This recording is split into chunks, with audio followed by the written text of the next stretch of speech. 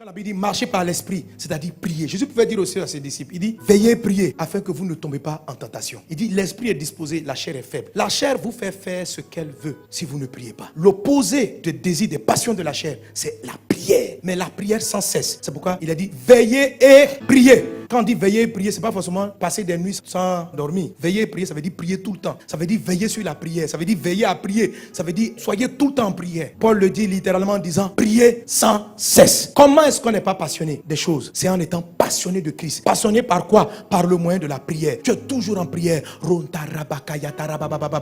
En Luc 21, je crois verset 36, Jésus dit ceci. Veillez donc et priez en tout temps. Cultivez la prière sans cesse. Quand tu dors, prie. Dans ton sommeil, prie. Quand les cauchemars arrivent, prie. Tu te réveilles le matin, prie. Avant de prendre ton petit déjeuner, prie. Au milieu du petit déjeuner, prie. À la fin du petit déjeuner, prie. Avec tes enfants, prie. Lève-toi, prie. Dans ta voiture, prie. Quand tu n'as pas envie de prier, prie. Quand tu as envie de prier, prie. Prie, prie. Alléluia, prie. En tout temps. On dit veillez, priez en tout temps. Saison de pluie, tu pries. Saison sèche, tu pries. Il prie seulement, prie. La prière crée une atmosphère. Quand vous êtes sur un territoire, vous priez. Il n'y a plus de malédiction qui tient. La malédiction est suspendue. Parce que la prière est une zone que Dieu sécurise. Votre vie doit être une vie de prière. Jésus a dit, ma maison sera appelée une maison de prière. Et qui est la maison de Dieu? C'est ton corps. Qui est la maison de Dieu? C'est l'église. Ça doit être une atmosphère de prière. Vous savez, mes amis, les disciples ont vu Jésus marcher sur la mer. Ils n'ont pas demandé à Jésus, apprends-nous à marcher. Ils ont vu Jésus ressusciter les morts. Ils n'ont jamais dit à Jésus, apprends-nous la résurrection. Ils ont vu Jésus guérir des malades. Ils n'ont jamais dit à Jésus, apprends-nous à guérir les malades. La seule fois, ils ont demandé à Jésus de leur donner un coup. Apprends-nous à prier. Nous, on ne sait pas prier. Apprends-nous à prier. Parce qu'ils avaient compris une chose, que le secret de la vie surnaturelle de Jésus, ce n'était pas de faire des prodiges. C'était la prière. C'est dans la prière que le ciel se révélait sur la terre. Qu'on sortait de tout ce qui peut être malédiction. Prie en tout temps. Il y a des fois la chair n'a pas envie de prier. Quand elle n'a pas envie de prier, c'est là même qu'il faut prier. Elle veut dormir, puis tu pries. Même dans le sommeil,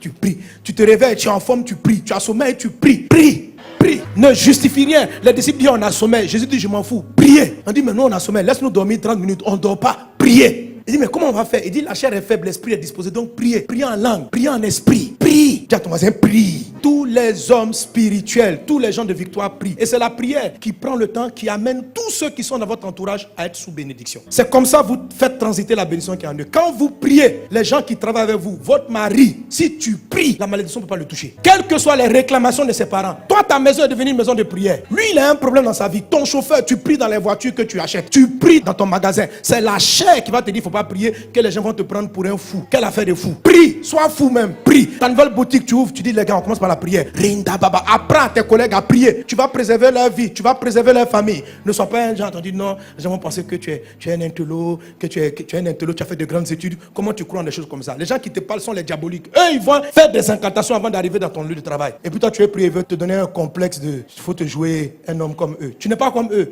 Toi, tu appartiens à Dieu. Eux, ils appartiennent au diable. Ils vont faire les incantations, ils arrivent au travail. Quand tu les vois comme ça, ils sont calmes. Tu crois qu'ils méditent. Ils appellent le diable dans la boîte. Appelle le Seigneur. Tout ce qui t'appartient. Et même si tu es un employé, ce n'est pas ton entreprise. Le Saint-Esprit est supérieur à tous les démons. Tu arrives.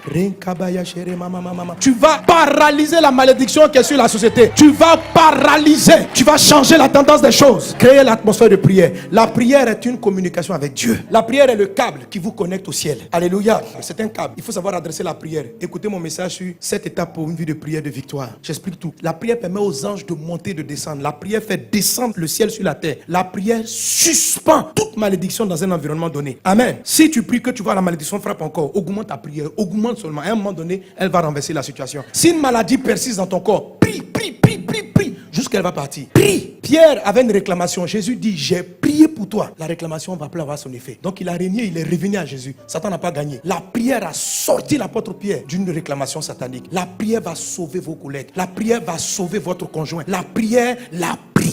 C'est pourquoi le pire ennemi de la chair dans ta vie, c'est ta vie de prière. La chair n'aime pas la prière. Quand tu vas prier, elle va te combattre. Mais il faut prier. Il faut remplacer toutes tes passions par des heures de prière. Amen. Alléluia. Que Dieu vous bénisse abondamment. Que sa grâce soit avec toi.